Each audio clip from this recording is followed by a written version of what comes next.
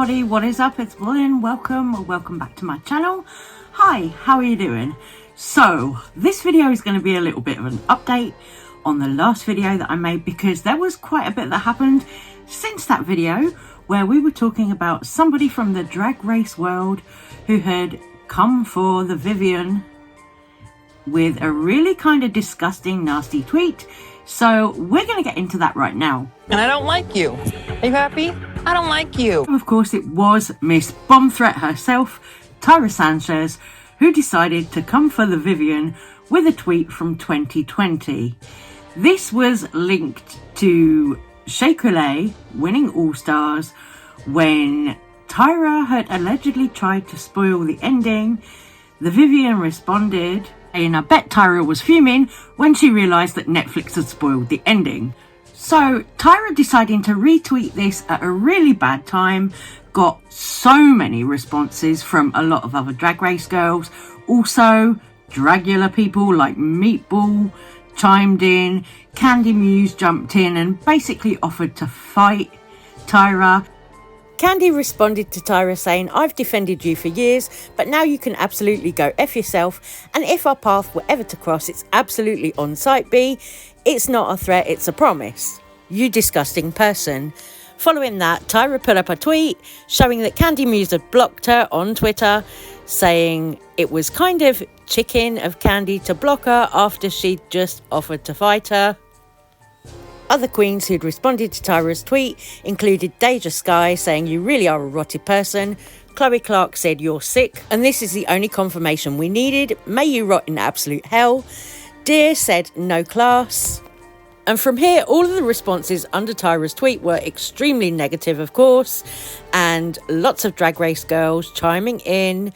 Then you also had a lot of members of the public chiming in, giving their thoughts, calling for Tyra to be dethroned, for Raven to take her title.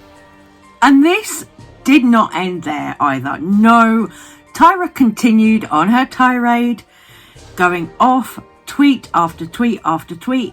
Then people realised that Tyra was getting engagement and also money from this, because Tyra has a blue tick on Twitter, so she's paying Elon money and she's getting paid for her engagement on Twitter. So a lot of the Drag Race queens started calling for people to kind of block Tyra, move on, don't respond to her tweets. But Tyra was still going. She kept this up for a good 2 days after her first initial tweet. I don't know about you, but all this has done for me, seeing Tyra going off like this. All it's done is prove that Tatiana was always right about her. I don't think that you're seeing that Tyra is the complete bitch. That was frank. Thank you. But it still didn't stop. No, the whole thing got turned into even more of a circus. Can you believe? Drag queens, who'd have thought? The whole thing got turned into a bigger circus, because who should respond to all of this? Oh, only RuPaul herself. RuPaul Charles herself decided to respond to Tyra's comments through her own actions, through her own Instagram, her own personal Instagram, first of all with a reel. You actually tried to run her over in your car. Is that true? Yeah. You did? Mm. That one was the first one that went up. This reel where it's kind of half joking, being a bit shady about hitting someone with your car. I was like, Rue! Did not expect that at all. I was gagged. Did not expect RuPaul to say that. But then, you know, the Vivian was a winner. The Vivian was a winner. The first winner of UK season 1. So, like, I'm glad that RuPaul clapped back. Honestly, it was kind of refreshing to see. You know what you did, Shay?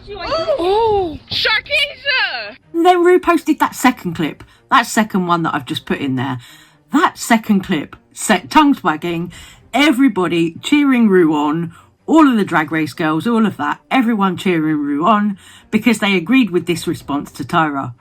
It was a moment. Like, you know that you have messed up when RuPaul responds to things that you've said on Twitter with shady reels slapping you. Like, girl, come on, you know you have messed up, Tyra. Like, wow. Well, never mind. We'll leave that jobless queen right there. We'll leave that jobless queen right there while we move on and talk about somebody else, taking the attention of Tyra. So I was recently watching Landon Cider's tattoo podcast, Drag Dink, on the Mum Network. And honestly, it was really, really good. I really enjoyed it.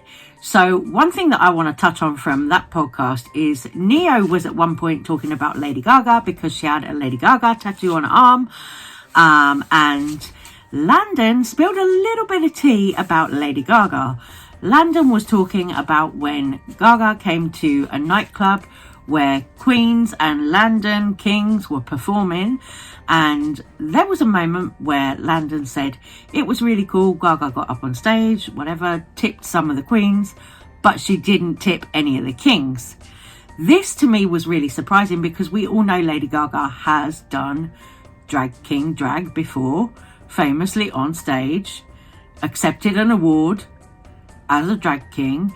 So how come Lady Gaga wasn't tipping kings in a drag show? I don't know. Anyway, I just thought it was really interesting, so I want to put the clip in here. She came for like the second part of the show, and we kind of heard rumors backstage, but we didn't really know yet. And she showed up, and Oh my God. she showed up during my first number. And so no one was paying the attention to me. She just showed up and everyone's eyes went backwards and then just watched her the whole time. And I'm like performing to everyone's backs because they're all looking at her walking the venue. And then she starts filming everyone else's numbers. And she comes backstage, she takes pictures with us. And I'm Peter Pan, as I'm doing my Peter Pan cosplay. And it's like a comedy and it's a mix. So she had a good time. She jumps on stage with us. She takes footage of her on stage with us. It was right after her hip surgery. Oh. So she's being kind of cautious, but I pretended to use her as like as a crutch to like go down and come back up. I wasn't like starstruck where I couldn't touch her. Like I went up to her and started like with her too, because you're on stage with me, I'm going to use you as a prop. Like, I'm still a performer, I'm still performing. So she came back upstairs, she took pictures, and it was for her lyric video of applause. So people thought that it was planned because Peter Pan and Wendy and how you applause to keep Wendy alive. Everyone thought it was like, oh, it's such a symbolic reference. And I'm like, no, bitch, it's just accidental. Give me that credit. But everyone's giving her credit for using Peter Pan for her applause lyric video. Wow. She was cool. She was nice. She was obviously tired. She had a lot going on, but she tipped all the queens. She tipped all the queens 20s, and she didn't tip me a 20. So, yeah. So what's up with that Gaga not tipping kings? That's really weird to me. Like, you would hope that Lady Gaga would tip kings, especially Lady Gaga, who's championed being a woman. You know, spoken about how she would get treated differently in the music industry if she was a man. You would hope that Lady Gaga would tip kings. Like, I was really surprised to hear that from Landon. Like, ooh, I don't know. I'm kind of disappointed in Gaga with that. Anyway, I'm going to love you and leave you on this video. It is a little bit of a shorter one today because I've got to be up super early for work. So I'm going to say take care, stay safe, stay well. I love you guys. Thank you for watching, and I will see you on the next one. Bye-bye.